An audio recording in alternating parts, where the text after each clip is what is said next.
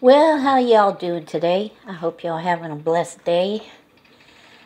My son's been after me to make some more cooking videos, so I'm making one today. I'm making a cheaper rendition of American goulash. So I got a pound of hamburger in there, and I like to get the 80-20. And I got, I use frozen tricolored peppers, bell peppers, and onions.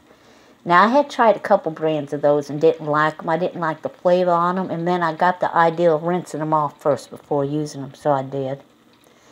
And I got about, I'd say, a tablespoon of onion powder, tablespoon of garlic powder, tablespoon of mixed Italian herbs, some black pepper, and you got to put Worcestershire sauce in goulash, okay? That's what gives it that original flavor. And I would say I got about a half a cup in here. Traditionally, this is made with like a stew beef, and that's good if you can cook it low and slow. But I ain't working on that today. So then you add some beef stock. Put in about a can. And it calls for, you know, tomatoes and stuff like that. And I like to use the rotella. So I'll put that in there. I might have to add more tomato after. I don't know. So we're going to mix all that up, stir all that up. And it smells wonderful in here. And I can't wait to tear into some of that. Now that'll cook down and thicken up a little bit. But I don't mind it being like that because goulash is usually a little bit sloppy and wet. Now, I thought I mentioned this before on one of my other cooking videos. Italian woman told me, I grew up in an area, well, I lived there for several years, where there was a lot of Italians. In fact, the area I lived in had once been called Little Italy.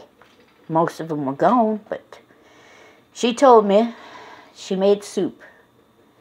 And she told me, don't put your pasta in with your soup unless you know it's going to be all eaten that day. You got a lot of people. Because if you put your pasta in with your soup, it's just going to soak up all that broth. And those noodles are going to fall apart on you. So what they do is when they make a pot of soup or something like that, they make their noodles, whatever noodles they use, separate. And she said, take your macaroni or your noodles, whatever you use, and put them in a bowl and spoon that hot broth over it, and it'll heat it up, and they won't fall apart. Well, worked for me. So I'm getting ready to boil up some elbow macaroni. And I'm going to have some butter bread with that. But you definitely got to get the Worcestershire sauce in there. Because that's what makes it. I ain't ever seen a goulash recipe without Worcestershire sauce in it. And if you ain't ever had it in a Bloody Mary, you ain't never had a Bloody Mary. Alright, well. I'll bring y'all back when this is done. Oops, and take a picture of it. And it's going to be good, and I hope it makes my son happy. Well, you all have a blessed day, okay? Talk to you later. Bye-bye.